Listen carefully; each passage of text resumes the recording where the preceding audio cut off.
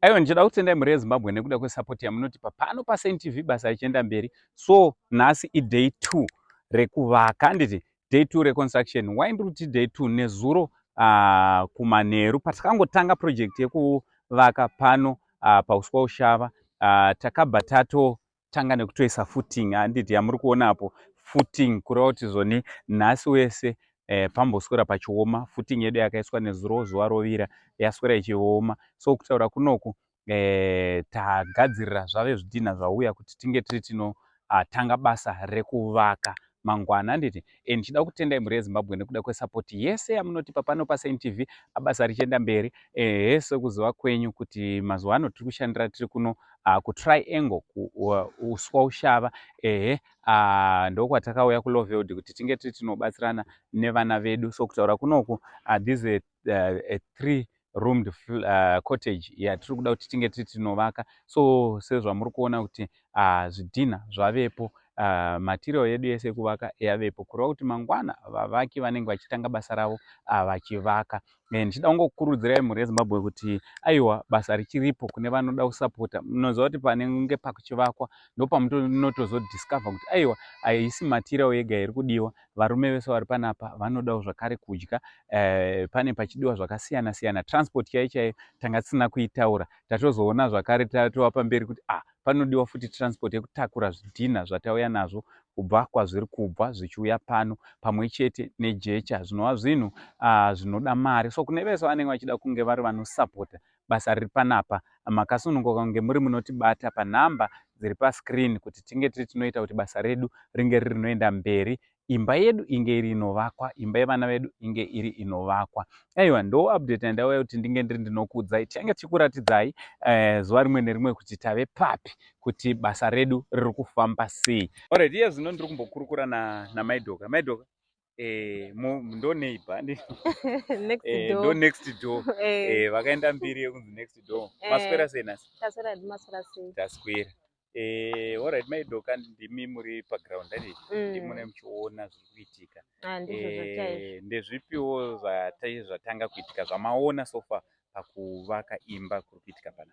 Alright, ndaona kuti zvizhinji zvarongeka, material yose yokuvaka yatovapo, slab yatoisiwa yefoundation, kuratidza kuti zvinhu zvese zvaakutoendeka, basa ratova kutotanga. Zvidhina ndizvo izvo zvamaakutoona zvatovapo, kuratidza kuti changotosara kutomira kwemudhuri. Alright. Alright. Kutongomira kwemudhuri. Ndo zvatongosara. Zvimwe zvese matiles, zvese inonzi chi pendi, zvese marata, madoor frame, madoors, zvese ndikutozviona zvitoripo zvakaita dutapo. Handiti? Alright, tiri papo maidhoka, imi ndimi muri kubikira vanhu. Ini budget rangu ndoda kukudzai chokwadi. Budget rangu zvekubika zviri kure. Ndaitongoti tikangouya totongoratiya. Alright. Zvekutoti kunodliwa ndakatokanganwa. Handiti? Apa saga rechibage riri kuita $30. And bucket riri kuita $10. Ndizvo zvichaizvo. Muchada futi muchada muriwo chaiwo ndo. Muriwo ndo kunyanya uri kunetsa, kunoku hakuna magadheni, kuri kutonetsa. Muriwo hauko zvachose, dambudziko muriwo. Handiti? Vaudzei ndozi ndimi muchavabikira meno. Tachikumbirawo rubatsiro rwokutibatsirawo kuti tiwane kubikirawo vachavaka imba iyi. Wemuriwo kunyanya, muriwo kunoku unonetsa. Saka kuzotiwo tiwanewo machansi, pane pachibudawo mari kuti titi matemba, imari inenge ichidiwa kuti titi bhinzi, imari dzechidiwa futi. Musakangano notaura chibage maiti. Takangouya ne10 kg. Chokwadi zvese neupfu hwacho kuti vanhu vakwanisewo kudya vachishanda, because basa rokuvaka rinorwadza, reida kudya zveshuwa. Tiwo vakatiwo tima kuseni, wowanawo kana sadza masikati, vanhu vanovakawo vakafara nekuti vanenge vakaguta. Handiti? So ndo zviripo. I think vanenge vachida kusapota ipapo, nhamba ndo dziri pascreen.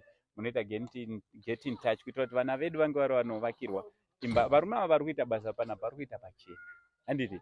Hakuna ari kuchazovabhadhara. Tapedza panapa takutobuda tichidzokera kuHarare. Varume ava vakutodzokera kumisha yavo. So tiri kuti at least ngavadyewo vari panapa. So ndo zvatauya tiri kuti ava ndo vanobika.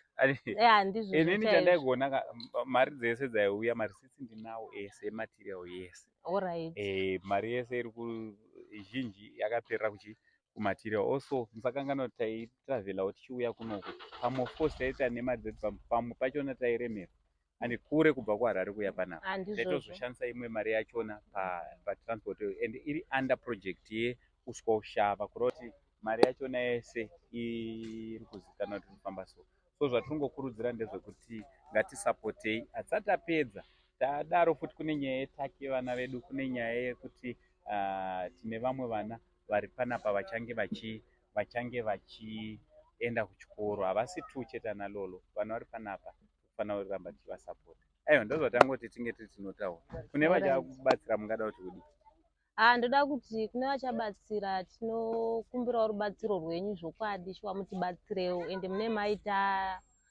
matigonera maita basa hatisi kutaura pamaterial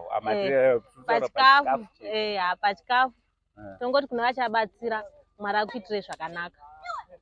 Aiwa tinotenda ndozvatangoti tingokuya tizokwai from uncle saying the only Zim uncle for now tichiti it's much love and God bless.